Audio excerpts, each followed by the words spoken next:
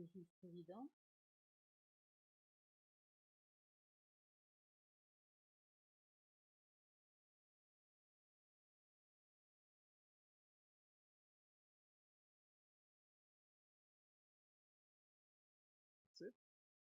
Non. Ça s'arrête là. Et je donne immédiatement la parole à la défense de M. Bagbo pour l'interrogatoire. Maître Alphonse. Bonjour Monsieur le Président, bonjour Madame, Monsieur, et bonjour à vous Monsieur Mangou.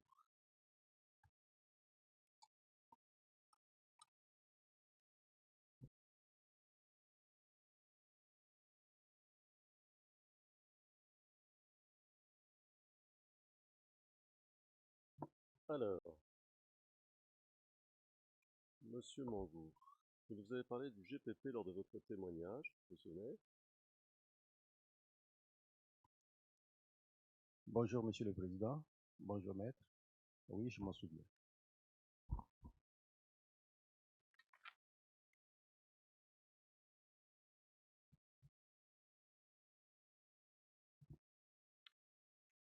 Alors l'un des témoins du procureur, qui disait être un membre du GPP... Bonjour Monsieur le Président, bonjour Maître. Oui, je m'en souviens.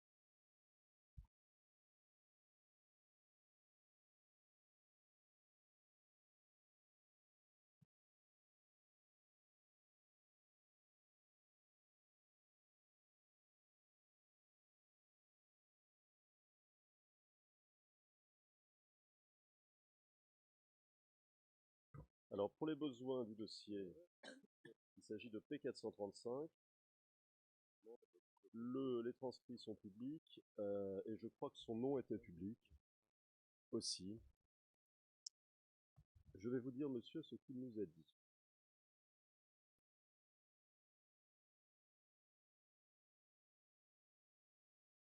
À une question qui portait sur où était-il cantonné. La réponse est: ce sont les transcrits français édités du 18 octobre 2016, dont je donne les références.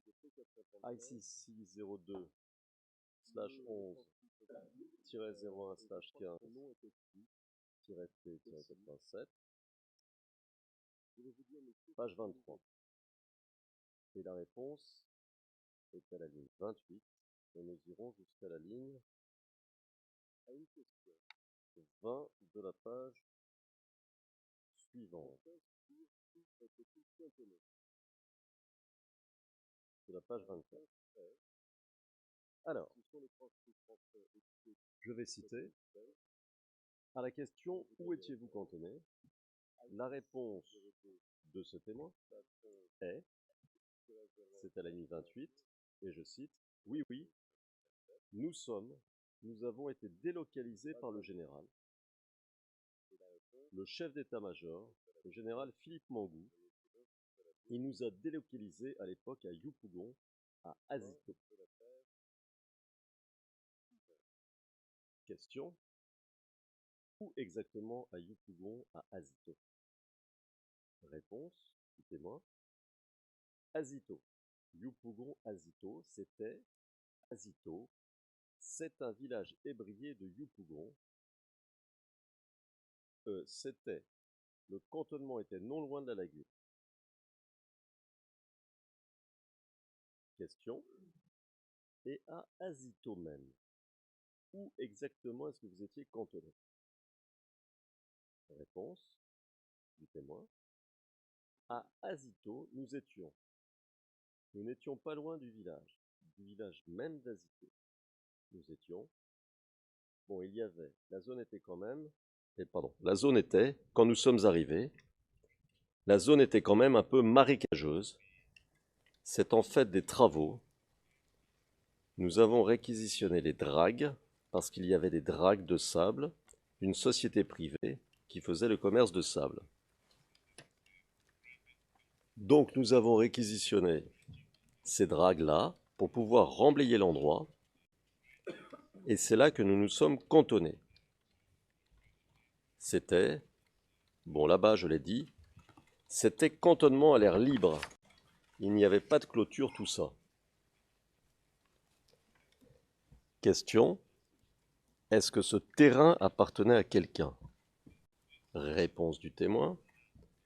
Lorsqu'on a été délocalisé, lorsqu'on a été délocalisé, le général, le chef d'état-major des armées, le général Philippe Mangou, nous a dit que ce terrain, il fallait qu'on aille là-bas, parce que ce terrain était à lui, et là-bas au moins, nous étions dans les mains de ses parents, puisqu'il est lui aussi ébrié, donc ce serait mieux que nous soyons là-bas et retirés de la ville, ce serait plus approprié pour nous. Fin de citation.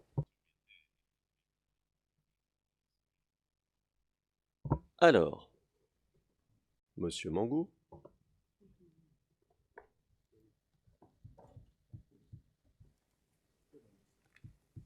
je jette un coup d'œil pour savoir si tout va bien.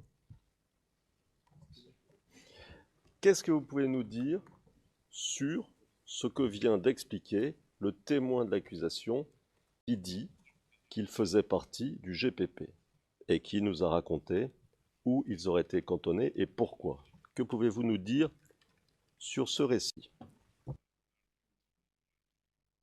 Alors, ce récit est entièrement faux. Je ne suis pas d'Azito. Je suis de Yopougon-Kouté, qui est un village voisin d'Azito. Je n'ai pas de terrain à Azito. Alors, le GPP, initialement, était cantonné à Marie-Thérèse, à la maternité Marie-Thérèse, à Djamé-Williamsville, comme je l'ai souligné ici. Et le GPP créait vraiment beaucoup de désagréments à la population de Williamsville. Souvent par des tirs intempestifs. Et le GPP s'en est même pris aux éléments des forces de défense et de sécurité. Il y a eu un mort. Je les ai donc chassés de Marie-Thérèse au Fouet-de-Boigny. Et pour qu'ils ne reviennent pas, nous y avons mis une unité militaire, le bataillon du génie, le premier bataillon du génie, afin que ce bataillon occupe les locaux, fasse l'entretien pour que plus personne n'occupe ces locaux. Quand ils ont été chassés, ils se sont retrouvés au premier pont de Yopougon.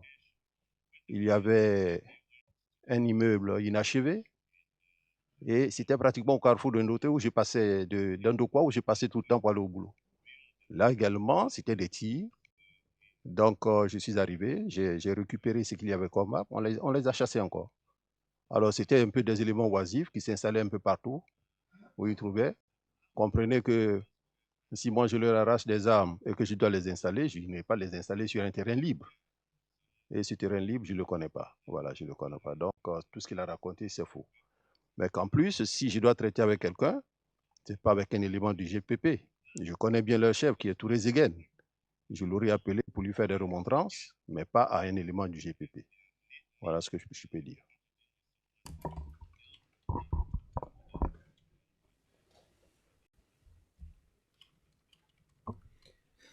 Mr. MacDonald? Yes, there. Président, Monsieur MacDonald, il y a une erreur dans la transcription.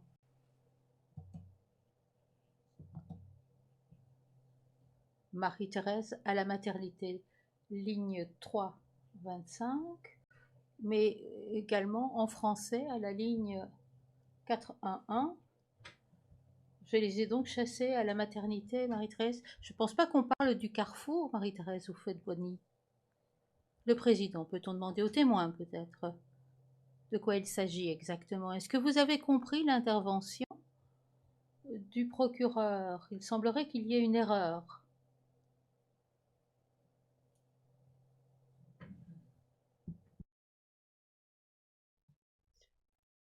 I don't think the witnesses. Monsieur MacDonald, je pense que ce n'est pas le témoin qui se trompe, c'est la transcription. Le président, oui, vous pensez que c'est la transcription. Je demandais au témoin s'il voulait bien répéter cette phrase pour savoir s'il y a une erreur ou pas. Vous voulez bien lui redemander? Je dois dire que je m'associe entièrement à ce que vient de dire mon confrère de l'accusation, parce qu'il y a là possibilité d'un malentendu. Je ne suis pas sûr qu'on ait entendu tout ce que vous ayez dit. Vous les avez chassés d'où la première fois, parce que vous voyez, il risque d'y avoir confusion entre l'endroit d'où vous les avez chassés et le carrefour Marie-Thérèse ou Fred-Boigny. Donc est-ce que vous pouvez nous dire d'où vous les avez chassés la première fois? Alors, je voudrais m'excuser, je n'ai pas suivi la traduction de ce qu'a dit le président, raison pour laquelle je n'ai pas parlé. Donc, j'attendais d'avoir la traduction, mais je ne l'ai pas eu. Bon, je vais reposer la question, ça sera simple. Vous avez dit...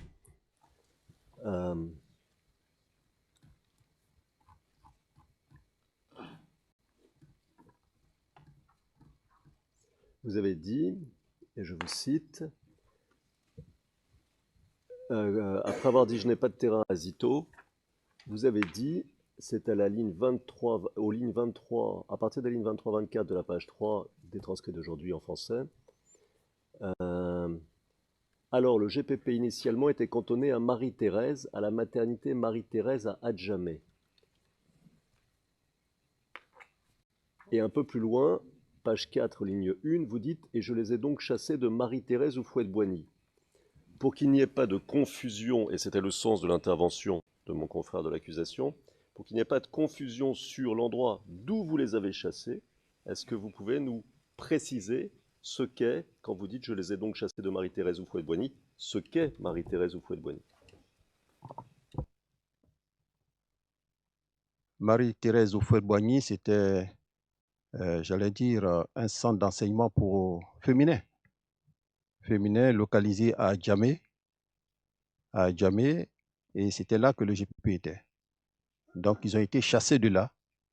Quand ils ont été chassés de là, ils se sont rendus au premier pont de Yopougon, dans un bâtiment désaffecté, et de là-bas, on les a chassés encore.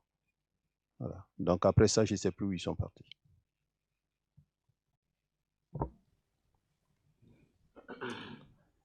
D'accord. Et est-ce que vous pouvez nous dire la période, à peu près, hein, qu'on ait une idée, où vous les avez chassés de la maternité, enfin du centre dont vous parlez, Marie-Thérèse? Donc, il faut noter 2005. En 2005, ils ont été chassés de là.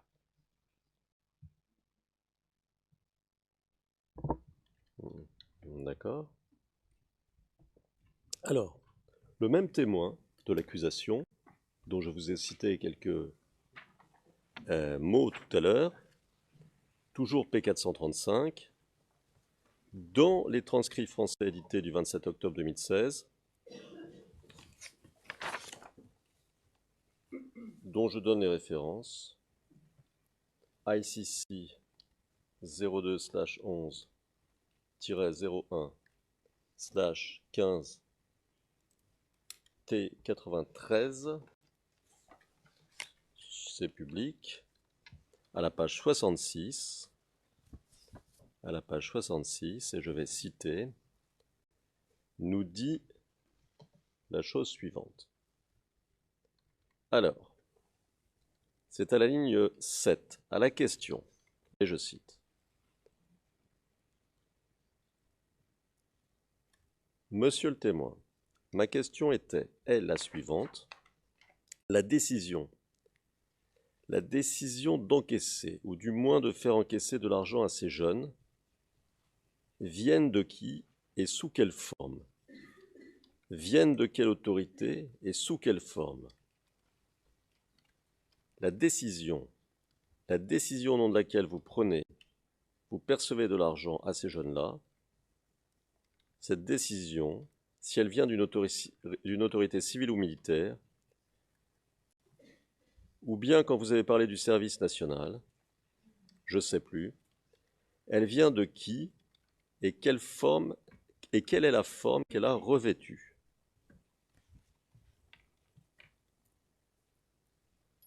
Vous suivez?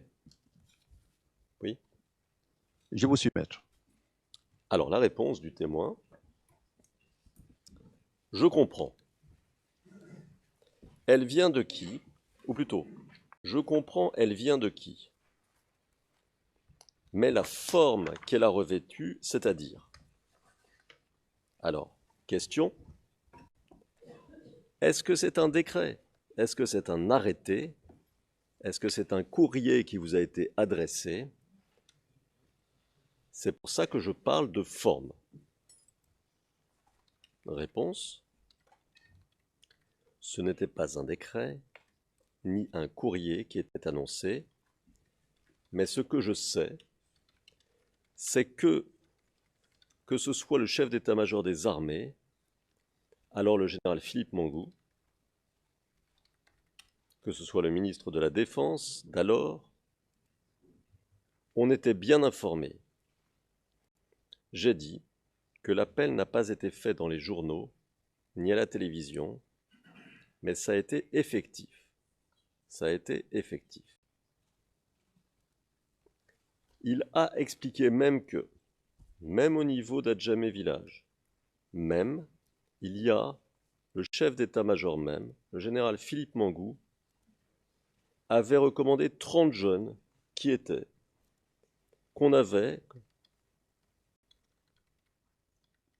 qui étaient venus aussi pour la formation.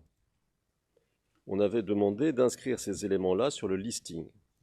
Donc c'était quelque chose, bon, un peu d'officieux, mais qui n'était pas à l'insu des autorités. Alors, jusque-là, vous suivez ce qui est... fin de citation pour l'instant. Jusque-là, vous suivez ce qu'il dit, hein, le pourquoi du comment. Je vous suis. D'accord. Et page 67. À la question « Monsieur le témoin est donc, est-ce que vous êtes en train de me dire qu'il n'y a eu aucun document officiel en ce qui concerne cette pratique-là? Certains actes. Il n'y a eu aucun document officiel. Réponse du témoin. Bon, moi, à ma connaissance, je n'ai pas vu de document. Je n'ai pas vu de document. Je n'ai pas vu de document pour ça, mais les listings ont été faits, ont été transmis au service national des armées. Donc je ne sais pas si c'est un peu un document. Question. Et vous dites que le chef d'état-major de l'époque, le général Philippe Mangou, en était informé. Comment vous le savez? Réponse du témoin. Je viens d'expliquer qu'il y avait 30 jeunes d'Adjamé village qui avaient été recommandés. C'est-à-dire qu'ils sont venus, qui étaient des protégés du général. Et lorsqu'ils sont arrivés avec un gars, un monsieur de la chefferie d'Adjamé. Et ils ont été présentés comme en tant que les protégés du général. Donc certaines personnes-là devaient figurer sur la liste de la première vague qui devait être transmise à l'état-major. Question, et écoutez bien parce que c'est tout le sujet de cet échange. Vous êtes en train de dire à cette chambre que le général Philippe Mangou en 2010,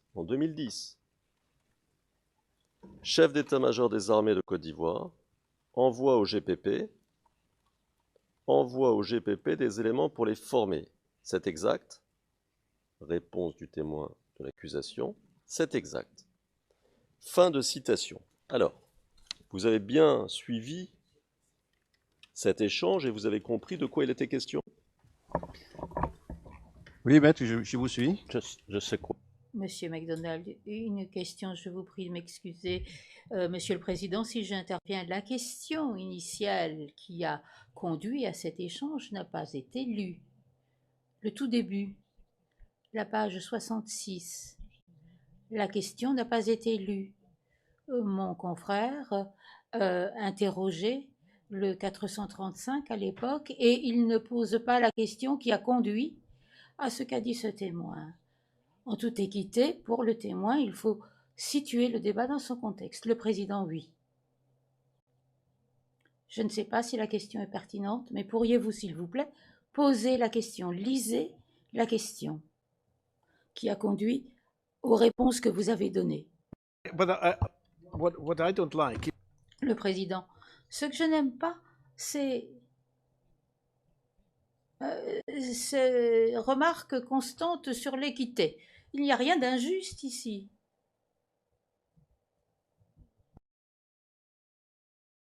Oui, j'ai fait bien attention de citer l'ensemble de l'échange justement pour éviter qu'il y ait le moindre doute, et c'est pourquoi j'ai posé à plusieurs reprises la question aux témoins de savoir s'ils comprenaient bien ce qui se passait, le pourquoi et la nature de l'échange. On peut remonter plus loin naturellement, je peux le faire si vous le souhaitez, Monsieur le Président. No, I wish if you put also the. Le président, je voudrais que vous posiez la question qui a mené à la réponse. Dans ce cas-là, on aura la réponse et pour le procureur, cela ira bien. L'échange, pour que les choses soient claires. Donc je ne vais pas poser de questions pour l'instant, on attend le tout début de l'échange. Et je vois le témoin qui veut intervenir. Allez-y. Non, je voudrais toujours signaler que je n'ai pas de traduction. Quand c'est l'anglais, je n'ai pas de traduction. The witness should be on channel. Monsieur MacDonald, le témoin devrait être sur le canal 0 ou 1. La greffière d'audience, l'interprétation en français est sur le canal 2. C'est ça? Oui, non, je viens de le changer. Ok, merci. Ouais, on vient d'échanger. Merci, Monsieur le Président, c'est fait.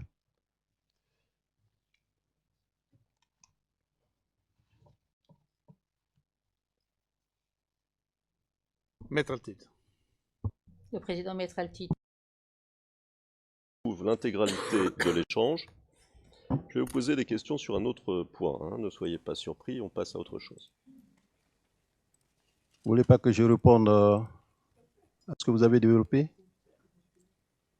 Moi, je serais ravi que vous y répondiez, mais le procureur est intervenu en disant que peut-être il n'y avait pas suffisamment d'éléments pour que vous puissiez répondre. Maître Altit, Le président Maître Altit, permettez-moi d'intervenir. Monsieur Mangou, le procureur s'est levé pour demander que le Conseil de la Défense donne lecture également de la question qui a conduit aux réponses du témoin qu'il a lu. C'est la seule question en jeu. J'ai demandé à Maître Altit, avant que vous donniez votre réponse, avant que vous réagissiez à ce qu'a dit ce témoin, ce qui vous a été lu, j'ai demandé à ce que Maître Altit vous lise la question qui avait mené à cette réponse. Je vais inviter Maître Altit à donner lecture de la question, de la réponse, et puis je donnerai la parole au témoin pour sa réaction. Merci, Monsieur le Président. Merci, Monsieur le Président. C'est exactement ce que nous allons faire. Nous sommes en train de chercher le début de l'intervention. Je passe à un autre sujet en attendant, un sujet qui ne demande pas des citations interminables. Alors, Monsieur Mangou, donc nous reviendrons à ce point, d'accord? D'accord. Alors, je vais vous poser des questions sur un autre sujet. Pourquoi avez-vous refusé de rencontrer la défense lors de la phase préliminaire du procès?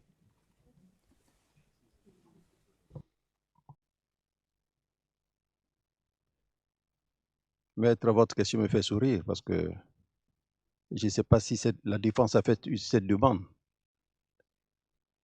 On m'a seulement demandé si je voulais rencontrer la défense. La question que j'ai posée, est-ce que c'était obligatoire? On m'a dit non, que ce n'est pas obligatoire. Si vous voulez rencontrer, vous rencontrez la défense. J'ai dit, bon, mais si ce n'est pas obligatoire, ce n'est pas la peine. Voilà, c'était les raisons pour lesquelles je n'ai pas rencontré la défense. Sinon, s'il y avait eu une demande expresse de la défense, j'aurais rencontré la défense sans problème.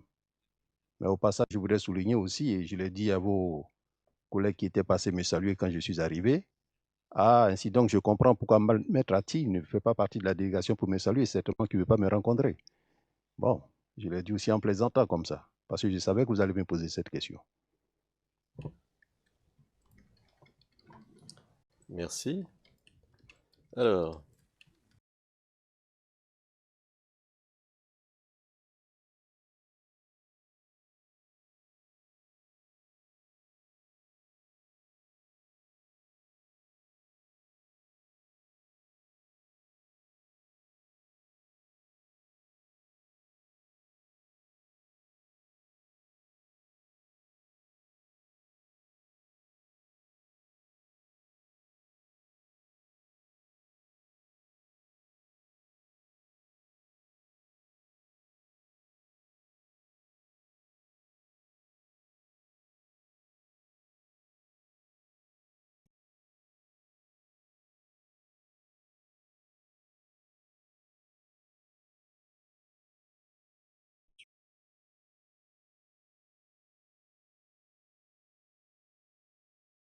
que nous souhaitions vous voir, c'est ça?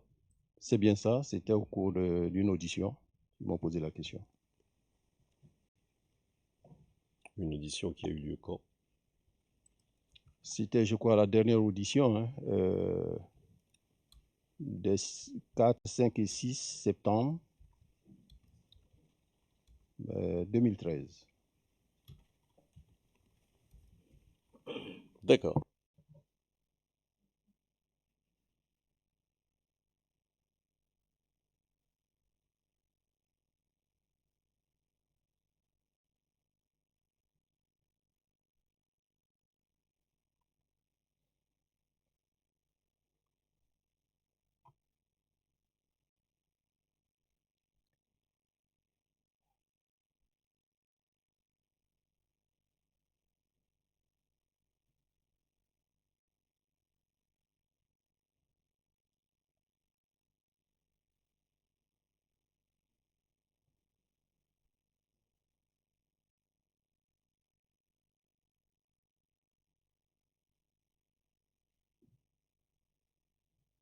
Je vous demande une seconde, hein.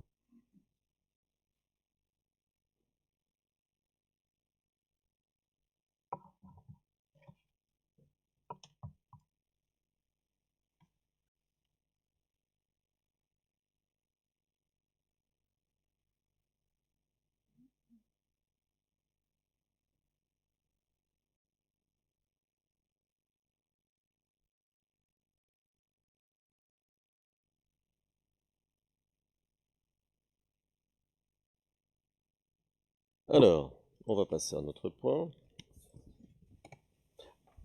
Ah, dites-moi, juste sur ce point-là, est-ce que vous avez informé les autorités ivoiriennes que la défense de Laurent Gbagbo souhaitait vous rencontrer?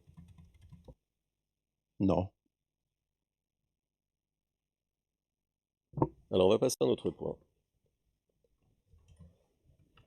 Vous nous avez dit que vous aviez été le témoin de mariage de Dogbo Blé, n'est-ce pas? Oui, maître. D'accord. Vous nous avez dit que c'était un officier brillant, un Saint-Cyrien. Est-ce que vous savez où se trouve Dogbo Blé aujourd'hui? Très sincèrement, je ne sais pas où il se trouve. Est-ce qu'il se trouve à votre connaissance en prison? Oui, suite au dernier procès, j'ai un peu suivi ça dans la presse. Il doit être en prison. Est-ce que vous savez depuis quand il est en prison? Non, je ne le sais pas. Savez-vous s'il a été jugé? Oui, par voie de presse, j'ai su qu'il a été jugé. Pour quel fait?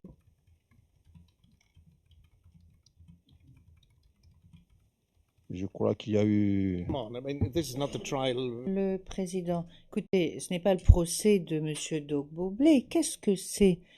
Enfin, le témoin n'est pas avocat.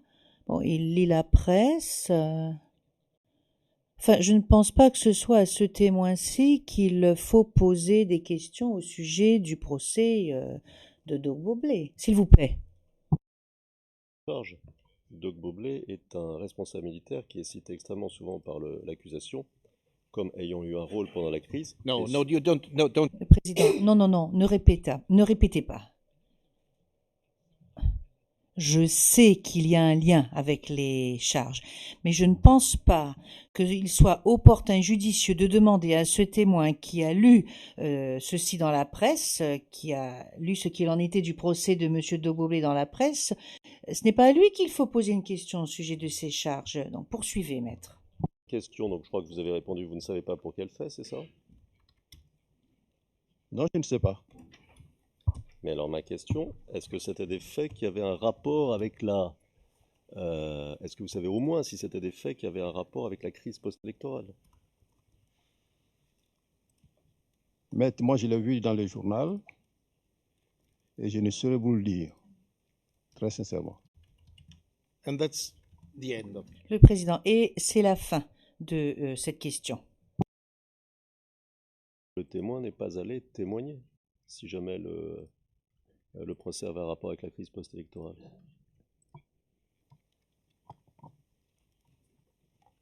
Alors, je vais répondre à votre question. Okay. J'ai jamais été convié à venir témoigner. D'accord.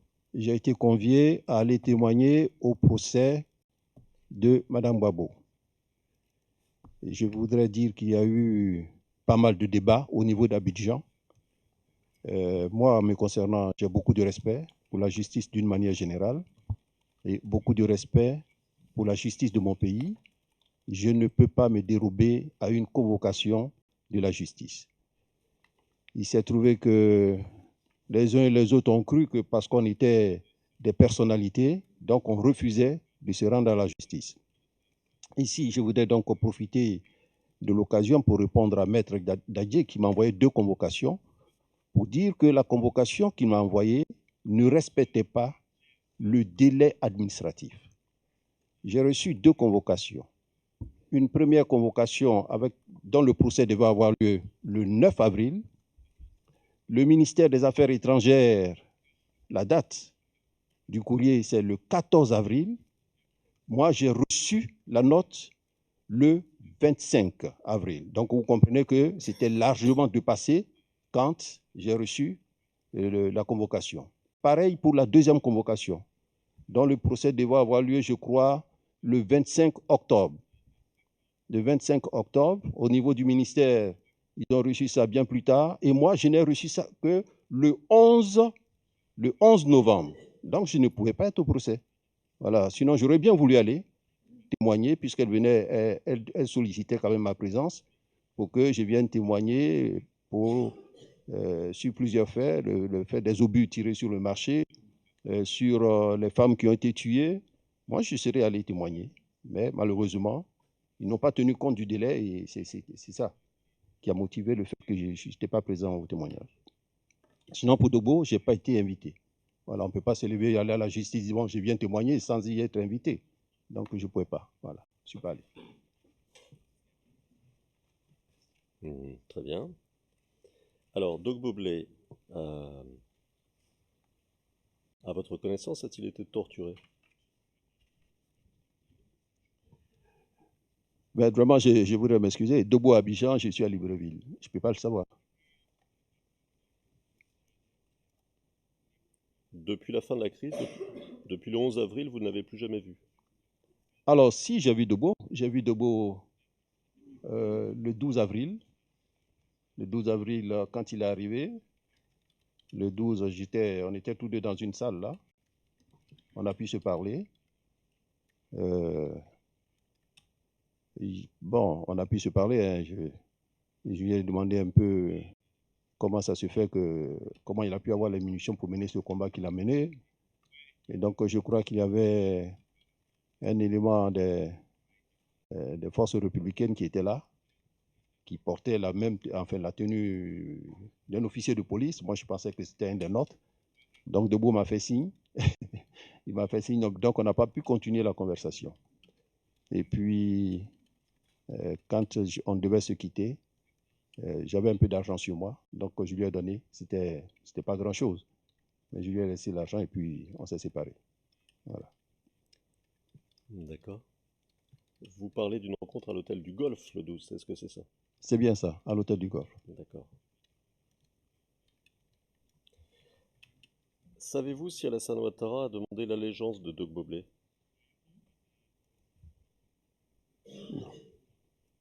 Il n'appartient pas au président de la République de demander l'allégeance.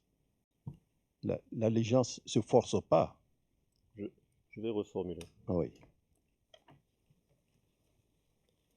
Savez-vous s'il a été demandé à Doc Boblé, par des responsables des forces du Nord ou d'autres responsables du RHDP, de prêter allégeance à Alassane Ouattara? Je ne peux pas vous le dire. Je ne sais pas si on le lui a demandé, mais d'une manière générale, ce que je voudrais dire, pour faire allégeance, c'est un acte volontaire. On ne nous force pas. Ou bien vous reconnaissez ou vous ne reconnaissez pas. Nous qui sommes allés faire allégeance, personne ne nous a forcés. Nous avons reconnu que c'est le président de la République, nous sommes allés, nous avons fait allégeance. On ne force personne à aller faire allégeance. Est-ce qu'à votre connaissance, Doc Boblé a prêté allégeance à Alassane Ouattara? Quand nous y étions, il n'y était pas. Donc, je ne sais pas. Je ne saurais pas vous le dire la suite. Voilà. Est-ce qu'à votre connaissance, parmi les officiers qui ont prêté allégeance à Alassane Ouattara, certains ont fait l'objet de poursuites?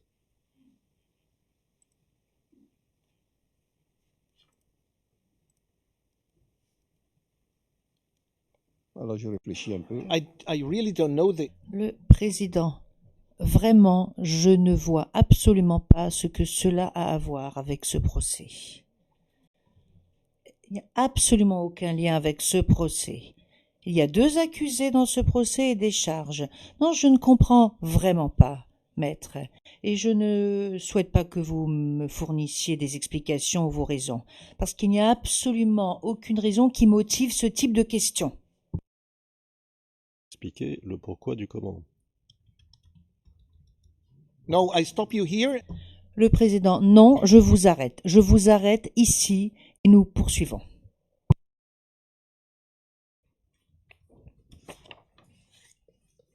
Ça y est?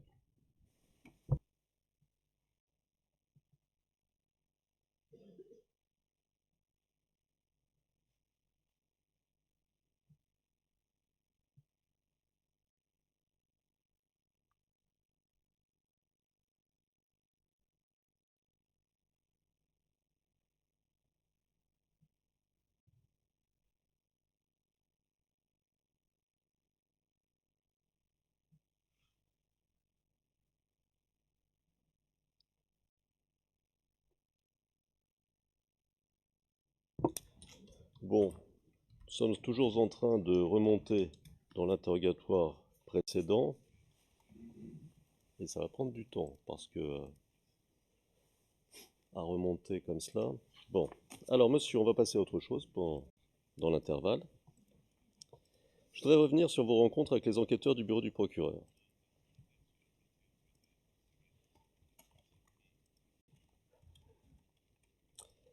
Et je vais vous citer un échange qui se trouve dans les transcrits français édités du 25 septembre 2017, page 7, ligne 19 à 28, et page 8, ligne 1 à 21.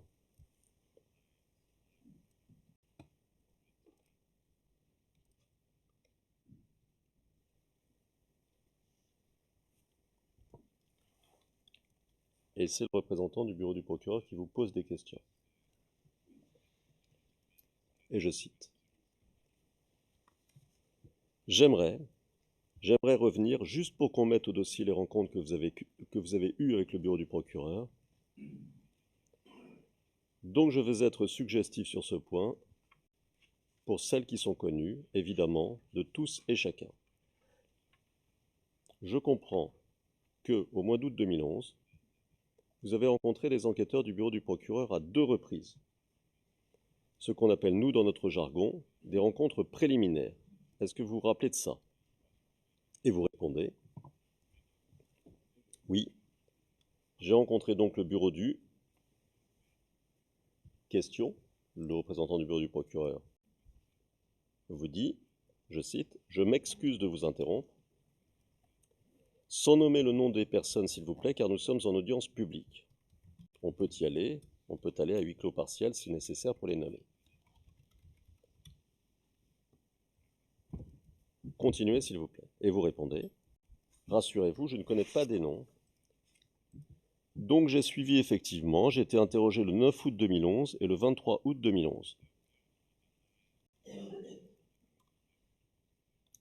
Question. Et après, vous avez donné ce que nous appelons des déclarations. Donc une première déclaration, encore une fois enregistrée au mois d'octobre 2011. Et plus précisément entre le 7 et le 9 octobre. Vous confirmez? Et vous répondez, je confirme. Je le confirme, monsieur le procureur. Question. Dans les jours qui ont suivi cette première déclaration au bureau du procureur, avez-vous été interrogé par le tribunal militaire? Réponse, votre réponse. Oui, j'ai été interrogé par le tribunal militaire, mais ça n'a pas été une interrogation comme telle. J'ai fait tout juste une déposition, ils ont pris note sans m'avoir posé de questions. Question. Et en juillet 2012, on se rencontre, nous, et c'était le procureur MacDonald qui vous interrogeait. D'ailleurs, pour la première fois, si je comprends bien, encore une fois pour un entretien avec le bureau du procureur. Vous vous rappelez, vous confirmez, et vous répondez, je le confirme. Nous avons eu près de 4 séances en juillet 2012 avec le bureau du procureur. Question. Et finalement, on se revoit en juin 2013 pour ce qu'on appellera aujourd'hui la deuxième déclaration au mois de juin 2013. Excusez-moi, septembre 2013. Pardon, septembre 2013. Vous vous rappelez de cela? Et vous répondez, c'est bien en septembre 2013. Donc, on va reprendre rapidement. Fin de citation, hein. Fin de citation avant le... On va reprendre rapidement. Alors, monsieur, votre première rencontre avec le bureau du procureur date du 9 août 2011. C'est bien ça? C'est bien ça. Le 9 août 2011 et le 23 août 2011. Comment les gens du bureau du procureur vous ont-ils contacté? Alors, moi, me concernant, c'est le Premier ministre qui, à l'époque, était en même temps ministre de la Défense, qui a fait prévenir Soul to Soul afin qu'il m'informe de ce que le bureau du procureur veut me rencontrer. Voilà comment ça s'est passé. Et le Premier ministre, c'était qui? Le Premier ministre Soul Guillaume.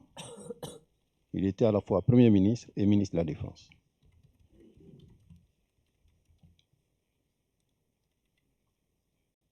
Il ne vous a pas appelé lui-même? Non, c'est Soul to Soul qui m'a appelé.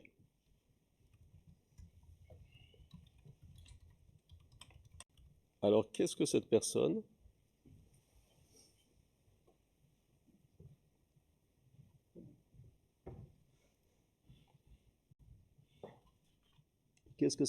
vous a dit? Qu'est-ce qu'elle vous a expliqué? Elle m'a tout simplement dit que le bureau du procureur voudrait me rencontrer. Donc, la personne m'a donné le lieu de la rencontre et l'heure de la rencontre. Elle vous a pas dit pourquoi? Non, elle ne m'a pas dit pourquoi.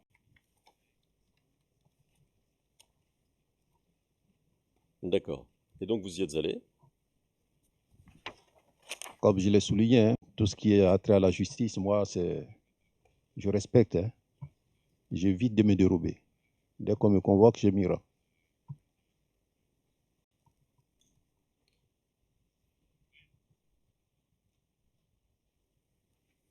Alors je vais vous lire un extrait de votre déclaration antérieure de 2012. La référence est CIV OTP 0027 0266, page 0272 et 0273, ligne 235 à 248.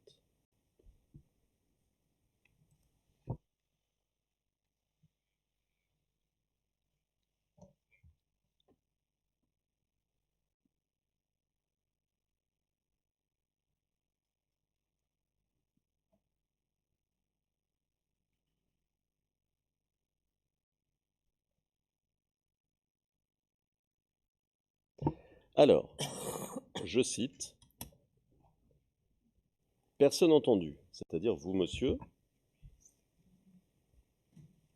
et nous sommes en 2012, hein. Personne entendu. Voilà, je crois.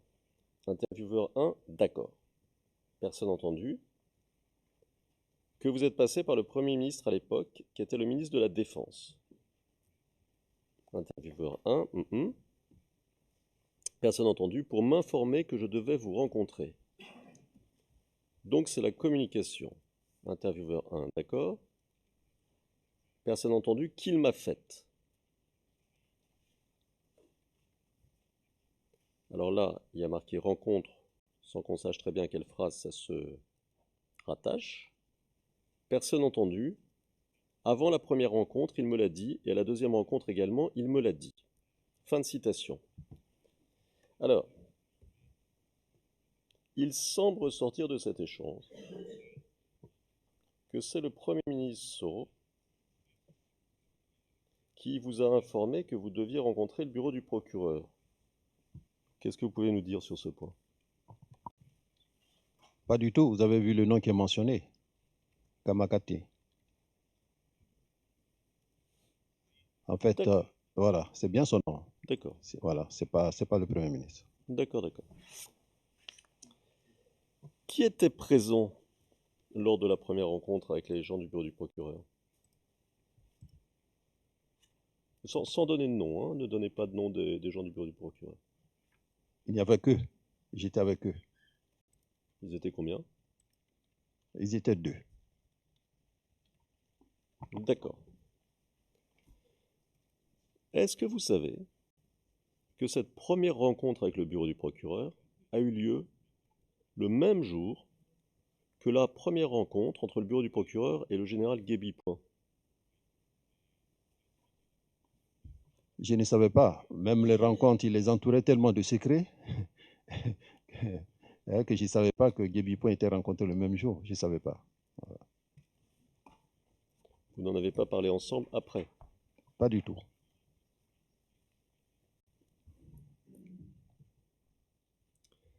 À votre connaissance, le bureau du procureur a-t-il contacté les autorités ivoiriennes pour discuter avec elles des points ou de la teneur de votre échange avec eux du 9 août? Je ne pourrais vous le dire, mais à mon niveau, aucune autorité ivoirienne n'a parlé d'un quelconque problème ayant trait au tribunal pénal international avec moi. Personne, jusqu'à présent.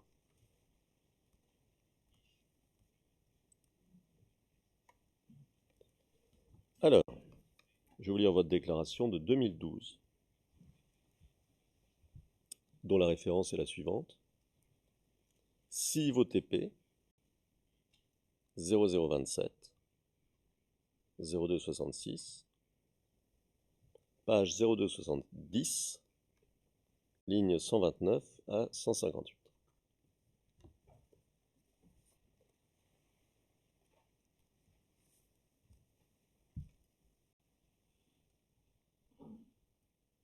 Alors, ça commence comme ça. Et je cite.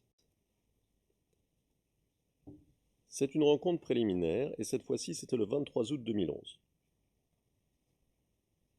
Alors, voici les informations que nous avons. Avant même de vous rencontrer, on avait été informé. Who is speaking? Oh, Le président, qui s'exprime?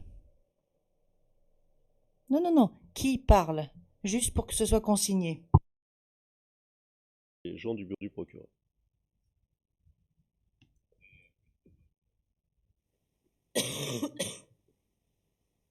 Alors, je reprends. Alors, voici les informations que nous avons. Avant même de vous rencontrer, on avait été informé que possiblement, vous pourriez avoir des informations d'intérêt à l'enquête du bureau du procureur. Compte tenu de votre position au moment des événements. Alors, lorsqu'on vous a rencontré le 9 août, il y a eu cette rencontre, brève rencontre, où on a abordé certains sujets. Suite à cette rencontre, on a eu certaines surprises. On s'attendait à ce que vous vous portiez peut-être plus volontaire et plus ouvert à fournir des informations, qu'elles soient à charge ou à décharge. Nous en avons fait part, n'est-ce pas, aux autorités en place, aux autorités de Côte d'Ivoire. Suite à cela, on vous a rencontré. Suite à cet appel, nous avons été informés que le chef de protocole de M. Sarah, M. Konan Kamaraté Souleymane, vous aurait rencontré et aurait discuté avec vous. Et suite à cela, je crois que vous êtes rentré en contact avec nous. Et là, à ce moment-là, on vous a rencontré à nouveau le 23 août, où là, nous revenons sur les mêmes questions. Et là, vous êtes plus ouvert à coopérer ou à vous porter volontaire et à donner des informations. Essentiellement, notre question, c'est de savoir qu'est-ce que vous vous rappelez, qu'est-ce que vous vous rappelez-vous, dans un premier temps, de cette rencontre avec M. Kamaraté Souleymane? N'est-ce pas le chef de protocole de M. Soro à l'époque? Et que s'est-il produit lors de cette rencontre? Qu'est-ce qu'il vous a dit? S'il vous a parlé? Et ainsi de suite. C'est juste ça qu'on veut savoir. Et vous vous répondez, on est à la ligne 147, personne entendue, bien, entre lui et moi, il ne s'est effectivement rien passé. Je me suis porté moi-même volontaire pour la manifestation de la vérité, parce que, comme vous l'avez souligné, j'étais quand même chef d'état-major à l'époque, donc un sachant. Donc j'ai pensé qu'il fallait éclairer la cour pour la manifestation de la vérité. Le seul contact que j'ai eu avec lui, c'était pour lui dire que je devais prendre un rendez-vous, que je devais rencontrer les membres de la cour, tout comme pour arriver ici. Alors là, il y a petite expression incompréhensible d'après le transcrit. A fallu le ministre pour m'appeler, pour me dire que la cour souhaite me voir. C'est le seul contact que j'ai eu. Sinon, en dehors de ce contact, il ne m'a absolument rien dit. C'est de manière volontaire que je suis venu. Et je l'ai toujours souligné, je me suis dit que je me mettais à la disposition de la cour. Si vous m'appelez où que je sois, je viendrai. La preuve, du Gabon, je suis venu jusqu'ici. Donc lui, c'était tout juste pour me dire que puisque la cour n'avait pas mon contact, c'était tout juste pour me dire que je devais rencontrer les membres de la cour. C'est tout. Ensuite, vous avez rencontré les enquêteurs à nouveau le 23 août 2011. Alors, fin de citation. Question. D'abord, vous avez vu qu'il y a un petit endroit lors de la transcription de l'échange qui n'est pas très clair. À la ligne 152, il est écrit quelque chose « a fallu le ministre pour m'appeler ». Est-ce que vous pouvez nous dire, si vous vous souvenez, ce que vous aviez dit exactement?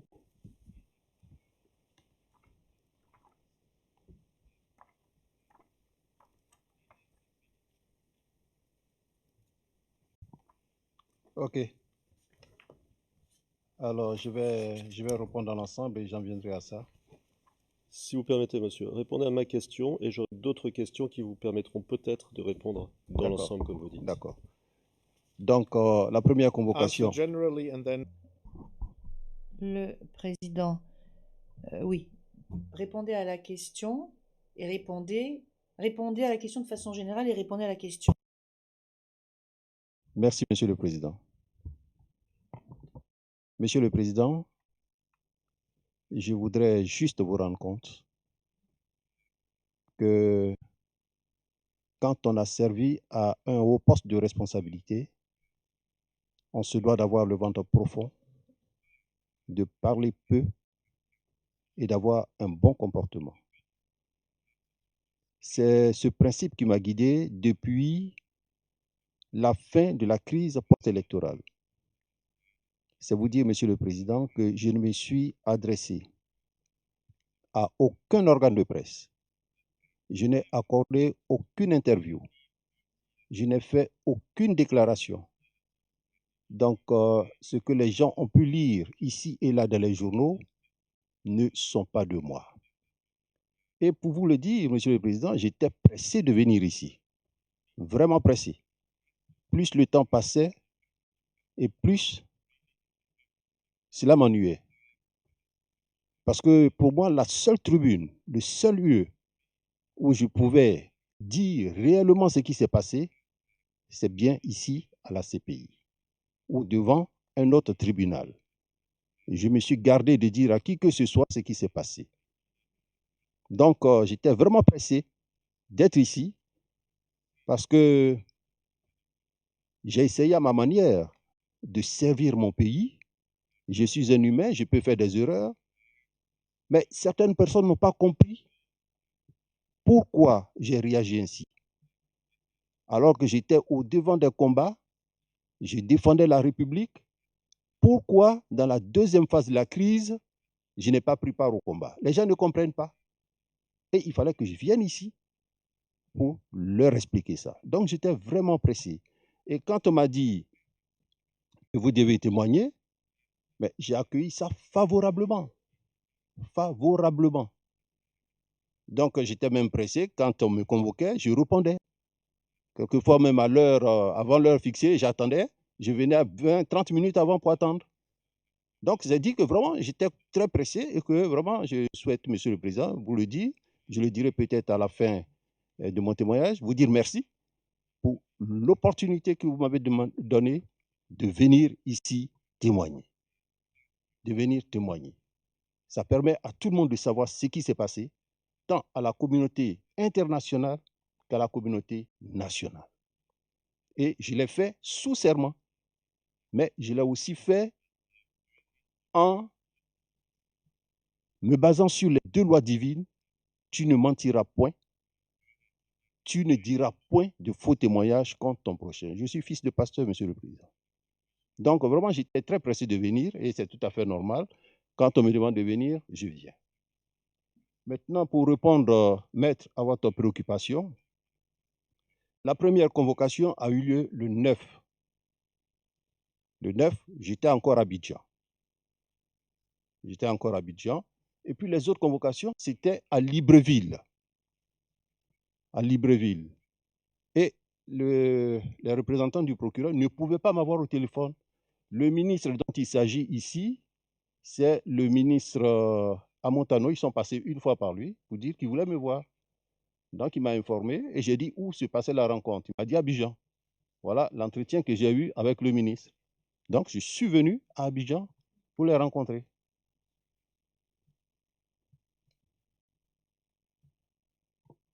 Merci, Monsieur le Président. Alors, vous parlez là de la rencontre de 2012, c'est ça? C'est bien ça, la rencontre de 2012. D'accord. Monsieur, est-ce qu'on vous a fait des promesses pour vous encourager à coopérer avec le bureau du procureur? Aucune promesse. Hier, à la fin de la journée, vous avez dit on vous a forcé. Maître, j'avoue que personne ne peut me forcer. J'ai 38 ans d'armée. 38 ans d'armée, tous ceux de ma promotion sont à la retraite.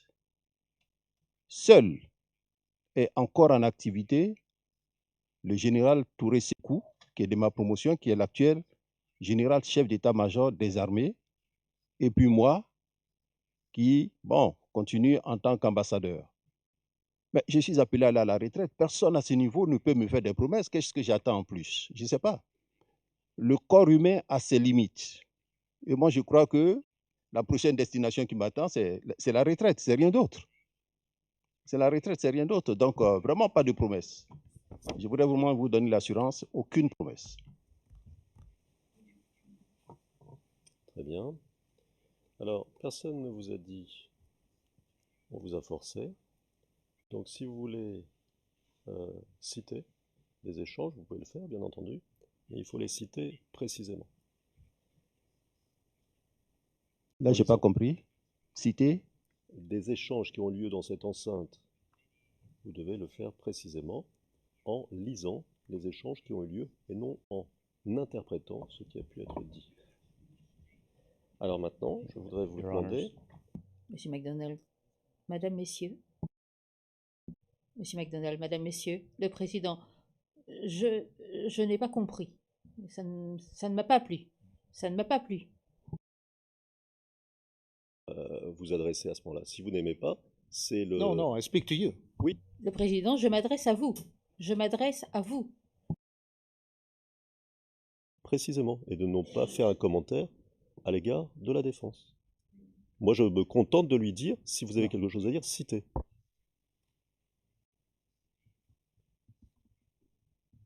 Yes, and he said, Le Président. Et il a dit qu'il n'y a rien à dire sur le sujet. Donc je ne comprends pas et je n'aime pas votre intervention. Poursuivez votre interrogatoire. Alors, monsieur, vous a-t-on dit que vous étiez susceptible, au cours de ces entretiens, n'est-ce pas? Vous a-t-on dit que vous étiez susceptible d'être poursuivi par la Cour? oui, on me l'a dit. Et je crois que en début de témoignage, le procureur me l'a dit également. Pardon, le président me l'a dit également. Si je fais un faux témoignage, je peux être poursuivi. Si je m'auto-incrimine, je peux être poursuivi. Et ça, on me l'a dit. Alors, je vais préciser ma question, hein, parce que ce n'est pas exactement ce que j'entendais. Vous a-t-on dit, à l'occasion des rencontres que vous avez eues avec les gens du bureau du procureur, que vous étiez susceptible d'être poursuivi par la Cour pour votre rôle pendant la crise post-électorale?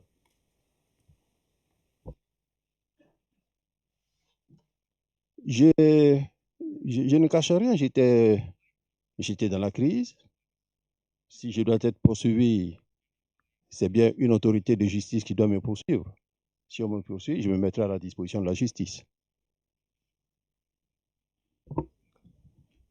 Je vais lire quelques lignes de votre déclaration de 2011. Si vos TP 0011 0324, page 0326, ligne 57 à 64.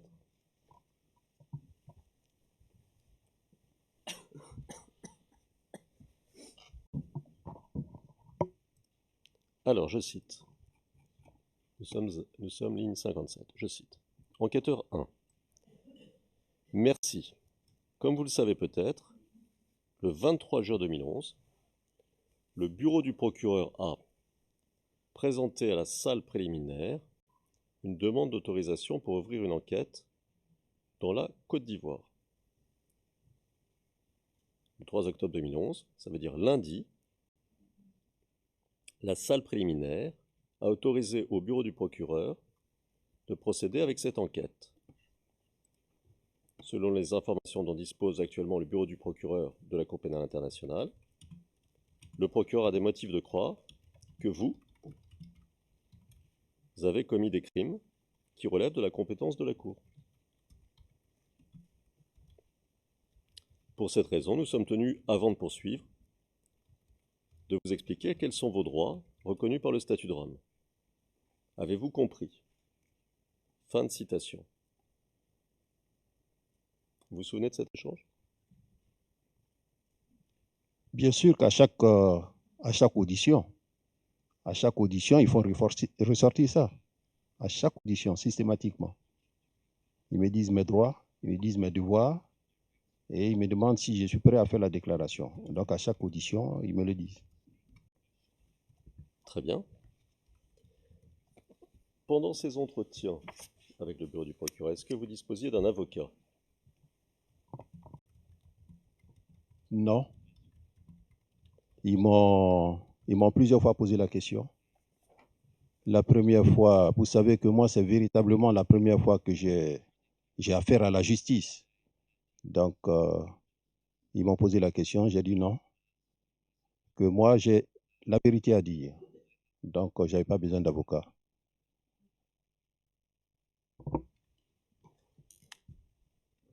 D'accord. Est-ce que vous avez rendu compte de cet entretien particulier et plus généralement des entretiens ou de certains entretiens que vous avez eus avec le bureau du procureur aux autorités ivoiriennes? Je n'ai jamais fait de compte rendu à qui que ce soit. Jamais. Ni au président de la République, ni à mon ministre de tutelle.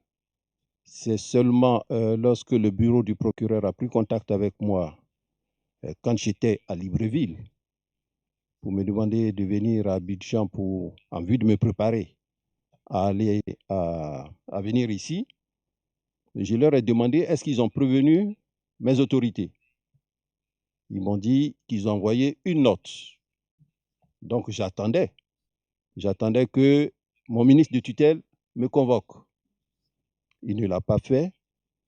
Et lorsqu'on m'a donné la date d'arrivée ici, j'ai essayé de le joindre au téléphone. Il m'a dit qu'il devait partir avec le président. Il m'a donné rendez-vous et je suis allé rapidement le rencontrer pour lui rendre compte que je venais ici. Voilà. Donc il fallait vraiment lui rendre compte avant de voyager et c'est ce que j'ai fait. D'accord. Alors, nous avons parlé de l'entretien de 2011. Je vous ai cité un court extrait. Est-ce que vous vous souvenez si les enquêteurs du bureau du procureur vous ont dit, lors de votre entretien de 2012, si vous étiez encore susceptible d'être poursuivi par la CPI? C'est ce que j'ai dit tout à l'heure. À chaque entretien, il me le rappelle. À chaque entretien, il me rappelle. Oui.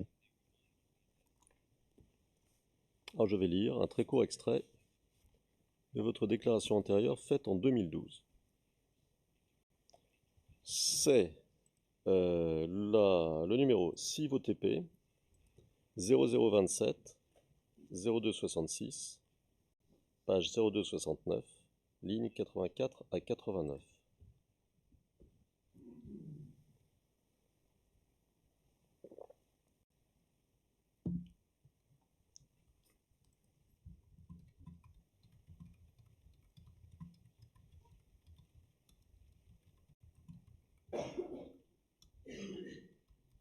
Je peux répéter le Lines numéro si 44 besoin to est. 49. Le président, ligne 84 à 89. 44 à 49. Ah non, 84. Je peux répéter le numéro si besoin est. Alors, je It's cite. okay, it's okay. Président, ça va, ça va. Nous sommes à la ligne 84. Intervieweur 1. D'accord. Finalement, bon, je voudrais préciser seulement aussi la politique du bureau du procureur. Très brièvement, on voudrait vous informer que le bureau du procureur, il concentre ses poursuites sur les personnes qui portent la plus lourde responsabilité. D'accord? Donc à ce moment-là, on n'a pas de raison, il n'y a pas de raison pour que vous craigniez quelque chose. D'accord? Et on va vous expliquer tout à l'heure. Bon, l'objet de cette déposition, c'est quelque chose de très précis qui n'est plus lié au processus même. D'accord? Alors, fin de citation.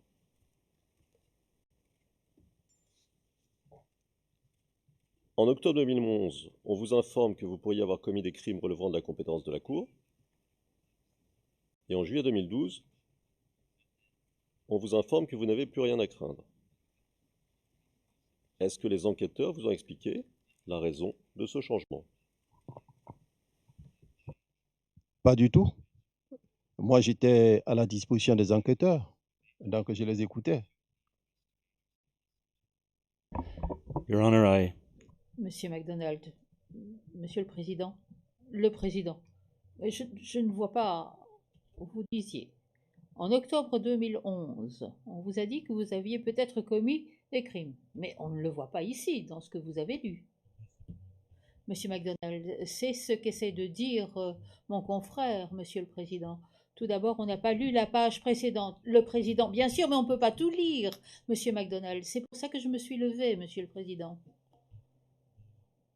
pour demander à ce que l'entrevue de juillet 2012, qui a un but spécifique, eh bien c'est clair, quand on lit toute la transcription, c'est la règle 77, ceci est conforme à la règle 77, l'accusation demande à titre exceptionnel que ceci soit versé au dossier afin de démontrer que pour cette entrevue-là,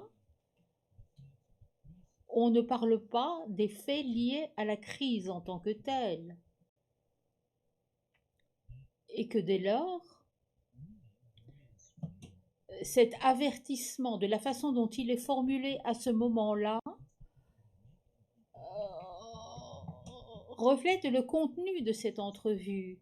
Et pour que la Chambre en ait connaissance, il faut connaître la totalité du document. La cabine française signale que Maître Altit parle en même temps que les interprètes. Au cours du contre-interrogatoire, de l'interrogatoire, je ne Yes, vois but pas I en still, quoi. I say, Le président, mais quand même, ceci ne figure pas dans la partie dont vous avez donné lecture. On ne dit pas que vous avez commis des crimes.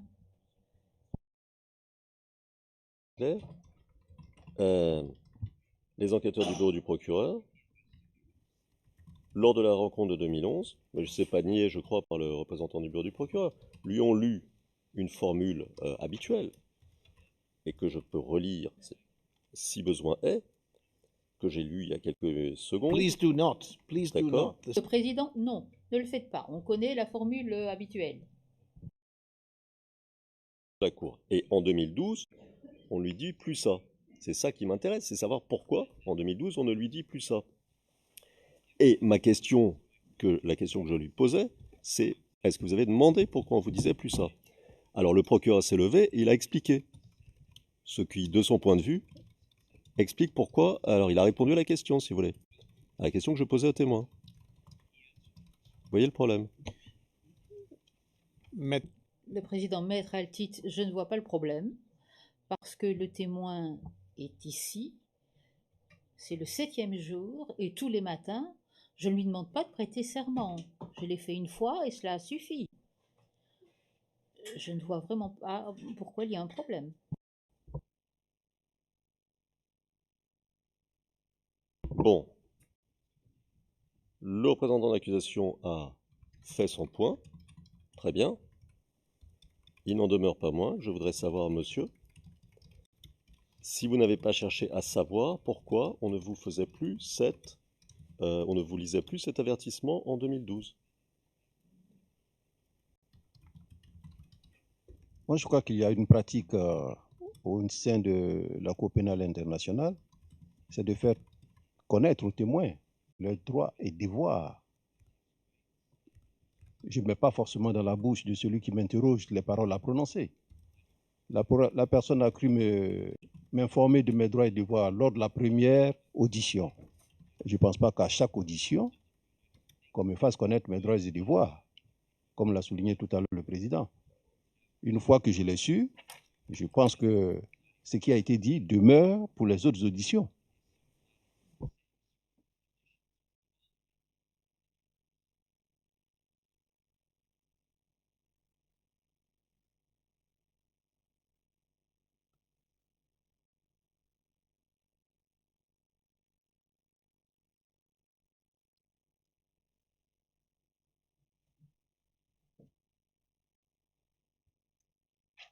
Alors,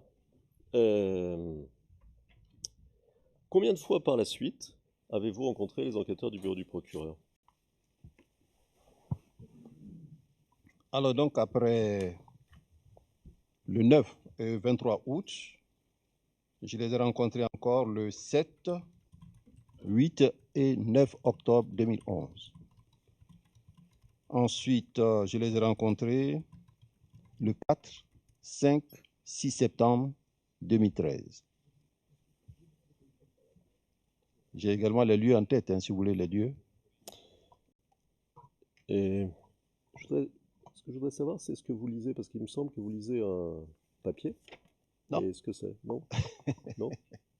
C'est moi qui viens d'écrire pour ne pas oublier les dates. Ah. Non, non, non, non. Voilà. D'accord. D'accord, d'accord. Ah ouais. Alors, et vous leur avez parlé au téléphone?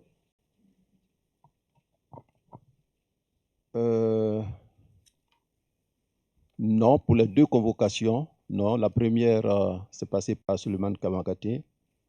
La deuxième, le ministre Amontano. Et c'est tout. C'est quand je viens que je converse avec eux. La dernière fois où on a eu la rencontre, c'était à Paris, quand deux jeunes Congolais, très poliment, sont venus vers moi pour me demander si je venais de témoigner à La Haye. Je leur ai dit non, que j'étais à Paris pour des vacances. J'étais même avec la sœur de mon épouse, qui, elle, vit à Paris, qui connaît bien Paris, donc qui m'aide souvent quand je vais faire des courses. Et ils ont commencé à me filmer.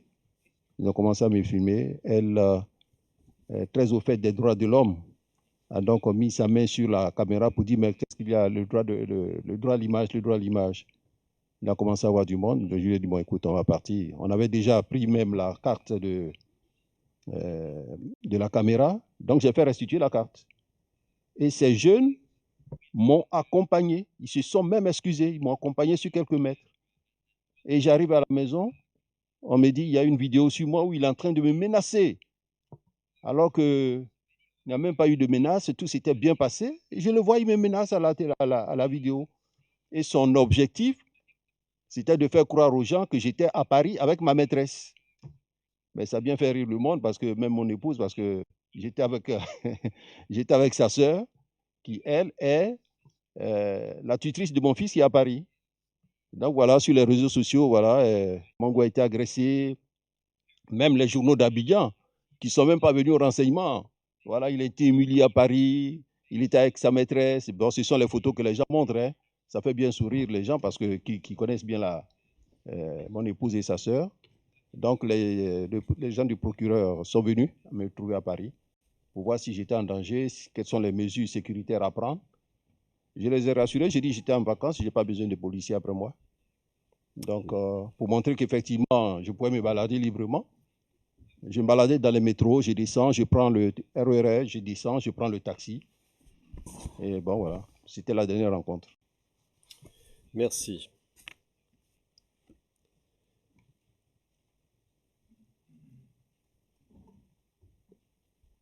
Est-ce qu'à un quelconque moment, durant toute cette période, après la fin de la crise post-électorale, vous avez été sous la menace de poursuite en Côte d'Ivoire?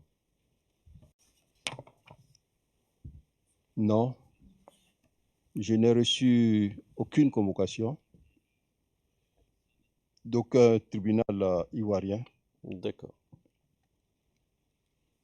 Alors maintenant, avec votre autorisation, Monsieur le Président, je vais revenir au point de tout à l'heure, et je vais lire l'ensemble de l'échange avec ce témoin du procureur. Ça sera un petit peu plus long que tout à l'heure. Alors monsieur, vous vous souvenez que je vous avais cité ce qu'avait dit ici un témoin de l'accusation, que nous appelons nous P435, et il était question du GPP. Ce témoin disait appartenir au GPP. Alors, voilà un échange, et à l'issue de cet échange, je vous reposerai la question, ou je vous poserai, si je ne l'avais pas fait, la question que je voulais vous poser tout à l'heure. D'accord? D'accord, maître. Alors, ça commence par une question de mon confrère Bougnon, qui est un avocat de Charles Blé Goudet. Et il dit la chose suivante, et je cite. Alors, nous sommes page 63.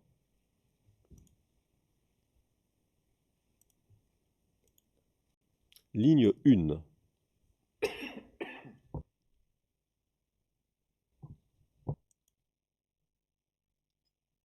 Alors, question. Je cite. Monsieur le témoin, vous avez évoqué ici une formation que vous donneriez à certaines personnes. J'ai cité le transcrit du 18 octobre à la page 40, à partir de la page 47. Je vais lire in extenso pour que les choses soient assez claires. Page 47 du transcrit du 18 octobre, voici la question de l'accusation. À partir de la ligne 21 de la page 47. Maintenant, pour cette formation, est-ce qu'il y avait besoin de ressources financières? Vous répondez, je cite, « Oui, d'abord au niveau... »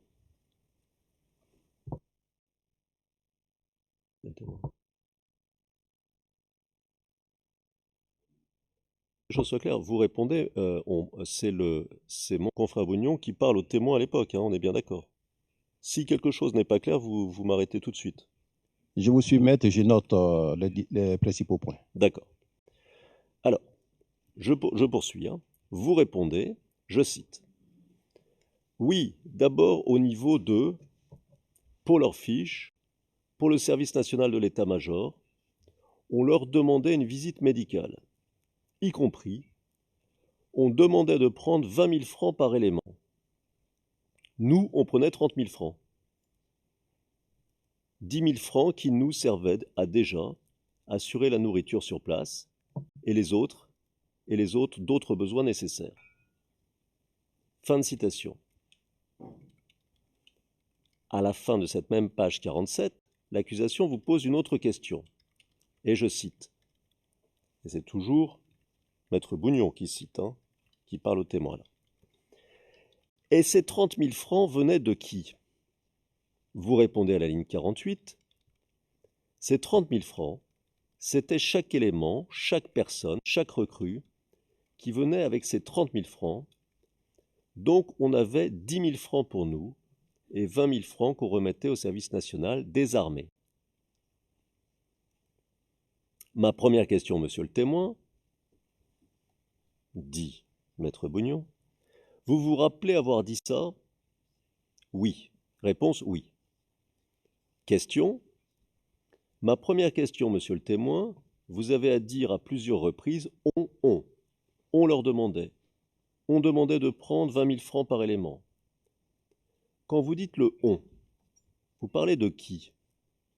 Réponse du témoin. Quand je parle de on, je parle de, c'est la décision qu'on était de prendre les 20 000 francs, ce n'était pas pour nous, c'était pour le service national, comme je l'ai dit. Il avait besoin de ces 20 000 francs pour les frais de visite médicale et autres examens que les éléments, et nous passons à la page 64, que les éléments devaient faire avant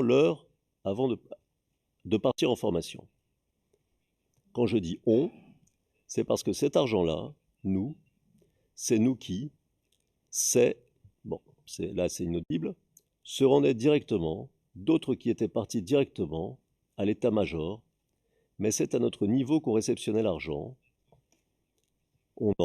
Les 30 000 francs, nous on prenait les 10 000 francs et les 20 000 francs étaient réservés lorsque le service national nous fera signe. Nous aura fait signe maintenant pour que nous amenions les listings de ceux qui remplissaient les conditions par rapport à l'âge et puis le diplôme. On a transmis le listing et chaque personne avec les 20 000 francs. Donc ceux qui étaient retenus ont déposé en même temps les 20 000 francs. C'est comme ça que ça se passait. Quand j'ai dit on, parce que c'est nous qui récupérions l'argent au niveau du GPP. Jusque-là, vous suivez, monsieur? Je vous suis, allez-y, maître. D'accord. Alors, question donc de Maître Bougnon. Quand vous parlez de service national, je veux savoir précisément, à cette époque-là, qui, au sein du service national d'abord, vous a demandé et comment il a demandé, je suppose de percevoir ces sommes. Qui exactement vous l'a demandé et comment est-ce qu'il vous l'a demandé? Réponse du témoin. Je pense que j'ai déjà expliqué d'où cette décision-là. Cette décision-là est venue après notre marche lorsqu'on a eu la visite de M. Stallone.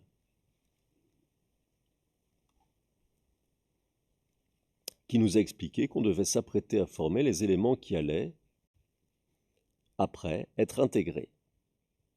C'est au niveau du service national, il y avait un adjudant.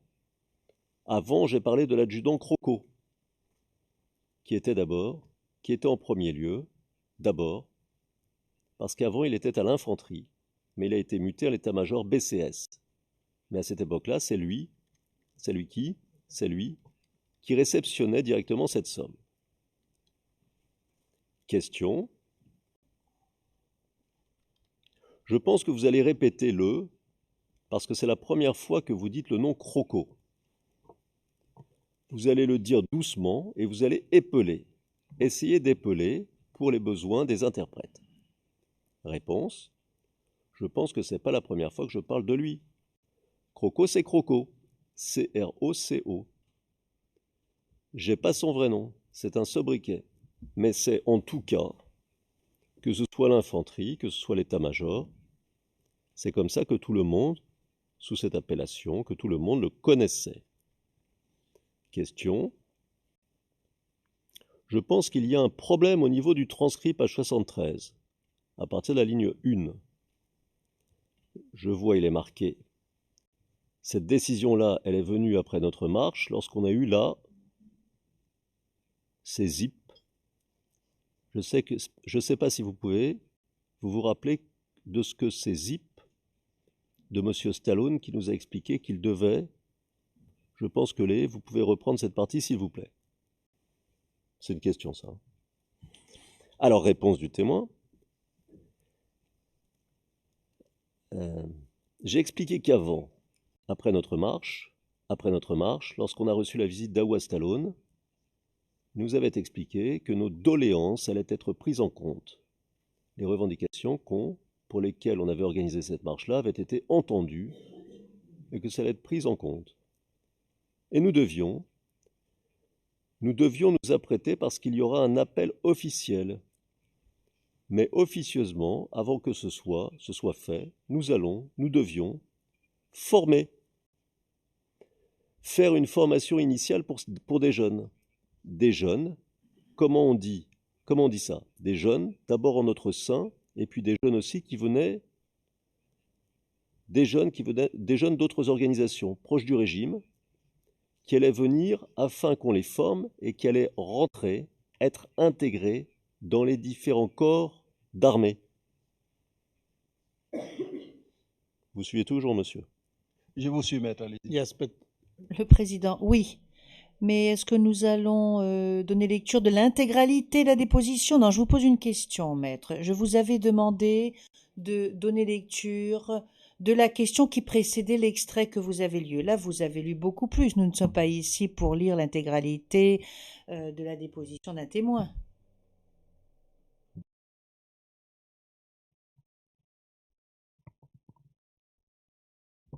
La question porte sur cet ensemble-là. Et j'avais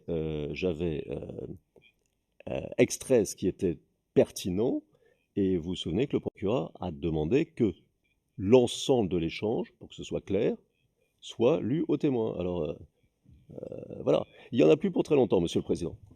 no. Le président, non. Ce n'est pas ce que le procureur vous a demandé et moi je ne vous l'ai pas demandé non plus. Je vous ai demandé de donner lecture de la question qui précédait la réponse, qui a déclenché la réponse que vous avez lue et non pas 2-3 pages de compte-rendu d'audience. De toute façon, c'est assez difficile de comprendre cela quand vous lisez. Les unes les autres et qu'il n'y a pas une question de référence. Donc pour que les choses soient claires, nous sommes remontés 2 pages en amont. C'était pas possible de trouver une question puisqu'elle n'était pas suffisamment claire au dire du procureur. Maintenant, j'arrive doucement là où j'étais tout à l'heure pour poser la question. Mr. Mango, Le président, Monsieur Mangou. Je vous donne la parole, Monsieur Mangou. Monsieur le Président, je crois qu'à ce niveau, déjà, je peux répondre parce que ça pose le problème de recrutement, ça pose le problème de formation. Alors, ce que je voudrais, maître, que vous sachiez, il faudrait qu'on considère l'armée ivoirienne, qui est une armée sérieuse, une armée qui fait des recrutements à partir des décisions prises par le Conseil des ministres. Nous ne recrutons pas des groupes d'autodéfense, nous ne sommes pas en contact avec des groupes d'autodéfense, tout comme les 30 jeunes d'Adjamé Agban. Vous imaginez, je suis allé à Adjamé Agban quand j'étais au collège du Plateau, parce que j'avais ma tutrice qui y était. Après, je n'ai plus remis les pieds à Adjamé Agban. Comment je peux recommander 30 jeunes d'Adjamé Agban à ne même pas inscrire dans l'armée, mais à inscrire dans le GPP? Pourquoi? Ça ne fait pas sérieux pour un chef d'état-major qui a la possibilité de faire recruter des gens dans l'armée. Moi, je les inscris dans le GPP en attendant quelle est cette manière de faire?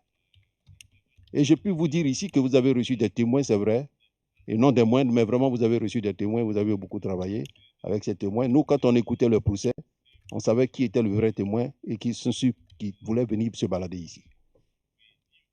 Alors, si vous voulez, je vous donne le principe du recrutement et je vous dirai combien de personnes nous avons recrutées réellement dans l'armée. Et j'ai ces chiffres. Nous avons eu au total, pour l'année 2000, pour l'année de crise, c'est-à-dire de 2002 à 2011, à faire 3 recrutements. Le premier recrutement, c'est en 2003. Nous avons senti le besoin d'avoir des gens, des effectifs. Et cela, c'était à la suite de la perte de la ville de Mans.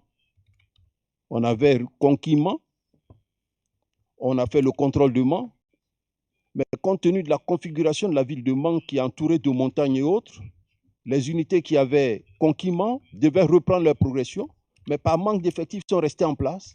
Et en fin de compte, on est venu les chasser et on a vu la nécessité d'avoir des effectifs. Donc, 4000 jeunes ont été recrutés.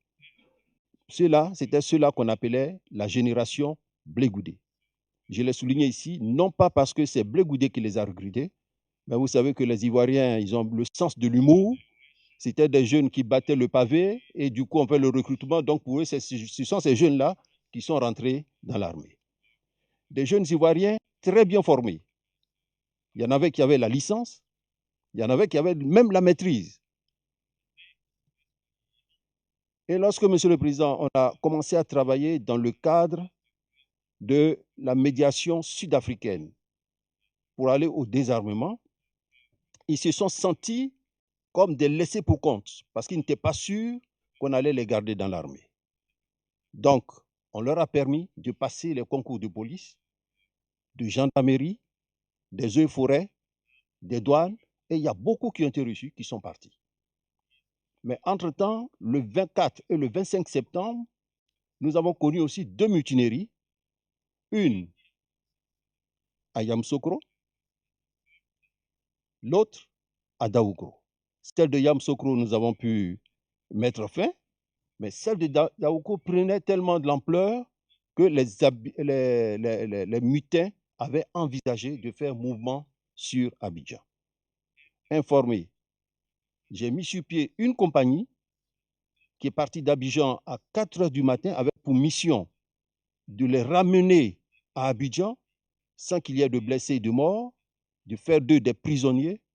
Et cette mission a été très bien réussie par le commandant Touali qui nous a ramené 182 personnes.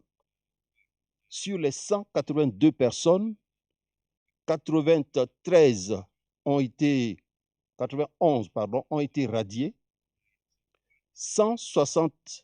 ont été mis en prison, 73 ont été radiés et 13 ont fui. Ça fait les 182. Œuvrant dans le cadre de l'accord politique de Ouagadougou qui nous demandait un effectif de 4000 personnes pour la sécurisation du processus électoral, en décembre 2009, nous avons refait un recrutement de 2000 personnes. Ces 2000 personnes ont été formées, je vous donnerai tout à l'heure le cycle de formation, ont été formées dans d'excellentes conditions en janvier, février, mars 2010 et ont été affectées pour travailler au sein de l'armée. Avec les événements d'Abobo et la situation qui prévalait au niveau d'Abidjan, nous avons recruté 3184 personnes. Ces 3184 personnes, compte tenu de l'urgence de la formation, ont donc été affectées directement dans les lieux d'affectation, à charge pour les commandants qui les recevaient de faire leur formation. Ainsi donc, on avait affecté au premier BCP 200 personnes, au Bazar 200 personnes, au premier bataillon d'infanterie 200 personnes, au premier bataillon du génie 200 personnes, au BCP, au bataillon de commandement et de service BCS 100 personnes, et à la garde républicaine 300 personnes. C'est pourquoi quand j'ai vu la feuille ici, Mr. Magoo, this is already. Le président, Monsieur Magou, cela a déjà été consigné au dossier. Donc, je pense que vous l'aviez déjà dit, ceci, il y a quelques jours de cela. Je ne me souviens plus du jour exact, mais je me souviens des 300 gardes républicains. Bon, après la pause, je vous demanderai pourquoi 300, parce que je pense que c'est un peu disproportionné pour une garde républicaine. Mais nous allons nous arrêter maintenant. Mais une question brève, Maître Altit. Ouais. C'est juste pour qu'on comprenne, Monsieur Mangou. Donc, tout ce que je vous ai lu de ce que disait le témoin, pour que ce soit clair, tout à l'heure, ainsi que ce que je vous ai lu de ce que disait le témoin au début, donc tout ce que je vous ai lu de ce que disait ce témoin 435 dont on a parlé, vous nous dites que c'est faux, c'est bien ça? Alors, je vous dis que c'est faux. L'information que nous avons reçue, parce qu'il y avait des jeunes qui voulaient se faire enrôler, qui venaient chaque fois à l'état-major, s'asseoir à l'état-major, attendaient mon passage, et on veut aller dans l'armée, sans que quelqu'un leur ait dit de venir là.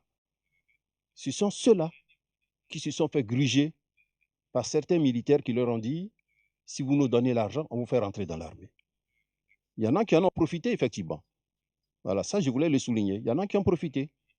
Hein, comme, généralement, ça se fait à Abidjan, dès qu'il y a quelque chose, il y a toujours des malins qui s'y glissent. Donc, ils leur ont dit, on va vous recruter, on a la possibilité de vous faire rentrer dans l'armée.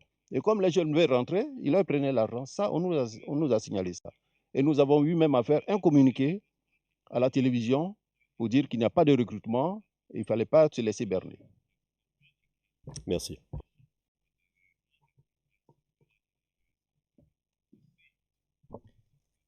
Thank you. Now we have the. Le président, merci. Nous allons faire notre pause maintenant. Nous reviendrons à 11h45. L'audience est levée jusqu'à 11h45.